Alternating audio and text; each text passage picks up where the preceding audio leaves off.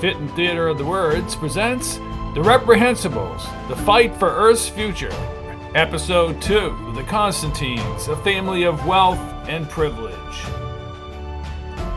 Wilson and Andrea were almost dressed as Wilson tucked in his blue turtleneck into his satin-like gold pants. He was about to reach for his Ross coat. "Yes," said Wilson. "Mr. Neville Constantine." Neville entered the room like a runaway transit train across the lunar surface. "Don't think I'm too concerned about you, Wilson," he said as his body assumed an upright position. "What are you concerned about?" asked Wilson as his voice shook. "Where is she? In the cleaner?" Where is who?" asked the intimidated Wilson. "I shall be brief. It's no secret that you've been sleeping with my sister for some time.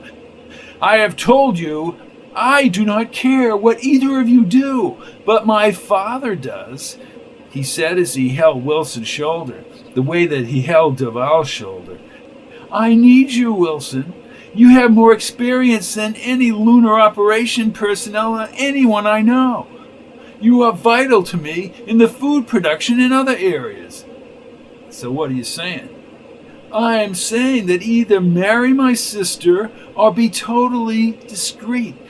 Both of you were observed entering this apartment last evening." "Oh," answered Wilson as he looked toward the floor. "Now I suggest that you and Andrea arrive separately at the hangar," he said as Andrea opened the doors to the cleaning room. Desmond looked to his right. "I take it you just heard what I told Wilson." "Yes, I heard," she answered, quite submissively to her younger brother. "Good. Wilson, you will come with me now," said Neville as he walked to the door. "Babe, I'll meet you on the 7th floor of the recreation room," said Wilson. "We haven't got all day, Wilson. Let's go," demanded Neville. Wilson kissed Andrea and marched from the apartment with Desmond. She watched them pass through the doorway and the diagonal doors closed behind them. Saddened by the episode, she wandered over to the long window. "Pewter, open the window panels." Panels neatly unfolded to the side, and the sun, slightly sharper than it appeared on Earth, was on the horizon. From the lunar surface's gray-colored rocks were a strewn layer of powdered dust in the scalloped-out Tycho crater. There was no wind, there was no rain, there was no weather at all here on the lunar surface. Why had humans come to this lifeless place anyway? The building, which Andrea stood in, was evidence of the fact. The sector station had a curiously constructed structure wall over 90 feet high. Covering the station was a clear layer of zambium fiber over the dome. The artificially created environment allowed people to live on the lunar surface as if they were on Earth. The protective dome tapered to an extending clear tube around its base. Inside the transportation system, the transitway resembled a small conventional monorail, yet the transitways were much wider than the 3 or 4 groupings, 4 sets each, separated by 2 aisles. Power on the transitway was not electrical, but magnetic, as the transitways hummed along the white concave pathway. Like most everything else on the moon, they were controlled by computers, radiating from the sector station to hundreds of mining operations, farming areas, and settlements. Andrea looked toward the horizon. The tops of the nearest form desks were just visible in the sunlight. Close up, they resembled the storage tanks of a city. However, they were much larger than their outer shells and constructed the same zambium fiber as the domes. The huge discs, part of the Constantine operation, were grouped in clusters of 20 and could be seen very easily through the lunar telescopes at any time. She was extremely proud of what her family had built, beginning with Barrett Constantine, who founded the company 75 years ago. With dwindling energy and metal supplies on Earth, Barrett Constantine gazed upward into outer space. Mining operations had already commenced on the moon several years in the past, but the Constantines had other inclinations. As a person who took chances, he liquidated his Earth holdings and headed directly for the moon. In those days, it took several days to traverse the great distance to the moon. Beginning with absolutely nothing, only a strong-willed man could do what he did. Indeed, the venture could have very easily folded if not for his continued perseverance. From the first small outpost, which took 5 years to become fully operational, he built a mining empire which by his life's end had netted him inconceivable wealth. The lunar operation established its own Earth-orbiting factories, furnaces, and warehouses. When Barrett Constantine died, he left nothing to his wife. Rather, the entire stock holding of the lunar operations went to his only son, Darius. Darius continued the lunar operation at unprecedented progress, expanding mines across the moon craters. He had a perfect record of expansion, the only real setback being personal, as his wife Elizabeth died in childbirth when Neville was born. Perhaps this solidified his drive and ambition on the lunar surface, the offspring of Earth, even though the aggregates had vast power throughout the area. Still, it was Darius's food production efforts, Andrea thought, which would be his hallmark as a compassionate humanitarian. She peered downward, past the wider sections of the building as one of the transitways, probably with Neville and Wilson on board, pulled away from the terminal and into the sector station. Its destination was a departure hangar for incoming and outgoing lunar spacecraft. If she was to get to the hangar before the return of the ship to Earth, she would have to leave on the next transitway.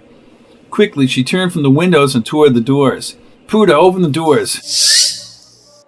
Once in the corridor, she hurried forward along the vertical slits of the light-colored walls. She ordered the pewters to open the slit, and the wall expanded apart to the size of a doorway.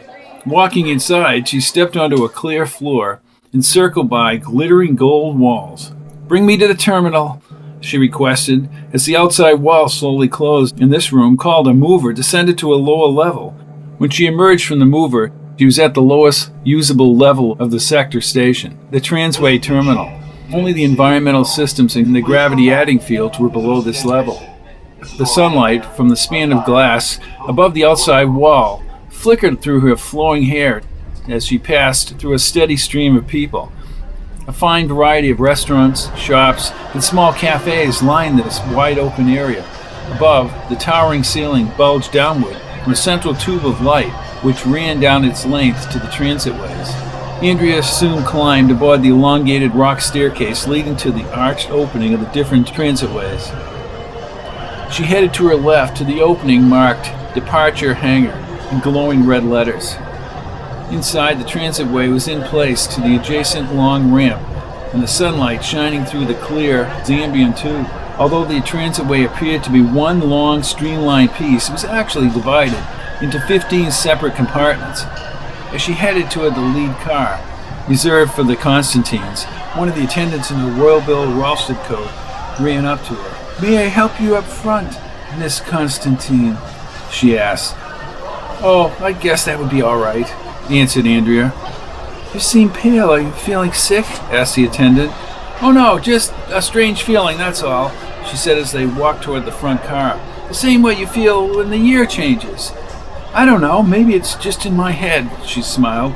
"Probably the Earth Party.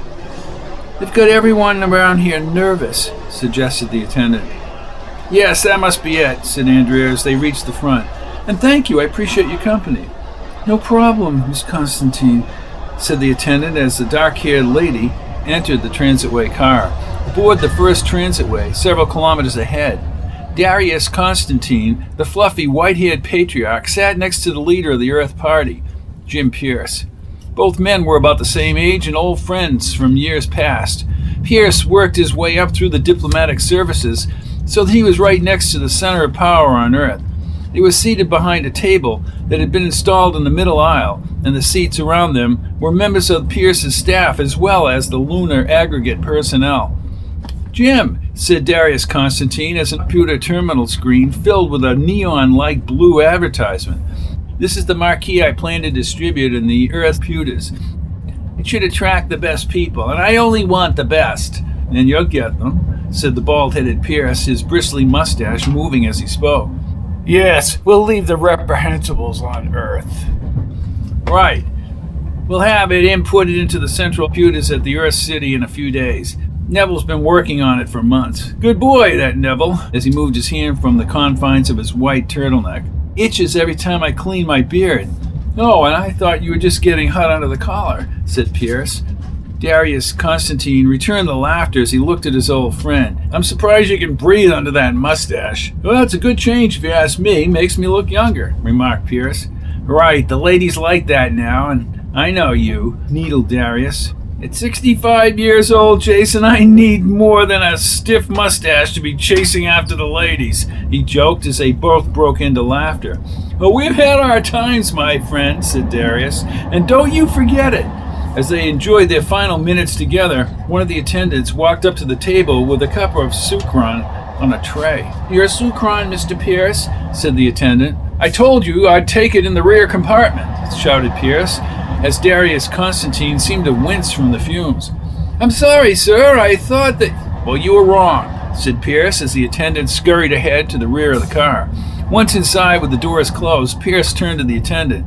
Connections. The light-skinned man nodded and handed Pierce a computer input card about the size of a credit card with thousands of magnetic impulses throughout. Connections turned and quickly re-entered the car as Pierce sat down on the sofa. He stared at the orange gridded card, holding it in his hand, and then quickly stuffed it in his Ralsted pocket. In deep thought, he sat on the sofa and drank his sucron as the transitway hummed along. Back at the table, Darius Constantine studied the production figures on the readout screen. The computer sounded several times before he realized what was happening. Yes. Mr. Duval calling from the departure hangar. Very well, said Darius as he rose and walked to the very front of the moving car. He stood in front of a thin, wavy sheet of Zambian matrices called a telecom. It was the mainstay of communication and coordinated by the computers. Several seconds later, the three-dimensional image of Alma Duval appeared to be standing directly in front of him. Yes, Mr. Duval, what can I do for you? A slight problem, Mr. Constantine. In the directional thrusters, it's been resolved, but I thought you might want to take a look at the scan in private, said Duval, as the lunar aggregate systems were all a secret. Dr. Ria Belovi never had these problems, chided Darius. Where are you, in my office? Yes, sir, said Duval with great restraint as his image left the telecom. Problem, Darius? Asked Pierce as he came to the front. No, just some minor holdup. I have to get to my office, Jim. You may already be on board, so let's get back to our seats. I have just a few more points of discussion, said Pierce as they resumed their positions at the table. We should be at the hangar in a few minutes, Jim, said Darius. No, I have nothing of great detail to say, just the idea we discussed last week about bringing colonies up here. I don't want to have to remind you the population on Earth is at its bursting point. Jim, said the influential and perhaps more powerful Darius Constantine, I can only tell you what I said then. It's my opinion that bringing people up here will only exacerbate the problem. You're asking for trouble. I will not have the moon end up like Earth. Well, what about the colonies in space? You said, I said I will support such an effort, but with a strict limitation on the population of those colonies. You can feel free to talk to my son Merriweather, he said, referring to his eldest son. He's an expert on artificial environments in space. And when you get to the silo station, just tell him we talked about it. I will. We need all the help we can get, said Pierce. Right. You'll be there in 6 hours, added Darius. 6 hours, laughed Pierce, as the transitway slowed. Remember when it took us all that time to get up here to the moon? But you had time to think, maintained Darius. Now, Pruders are telling you to get the hell off the ship, and it seems like you just left home. And speaking of getting off, said Pierce as he leaned toward the window. Dwarfing the transitway was the blue-grilled departure hangar in the sunlight. Across the front, 7 stories high for all to see, was the name Lunar Aggregate Corp.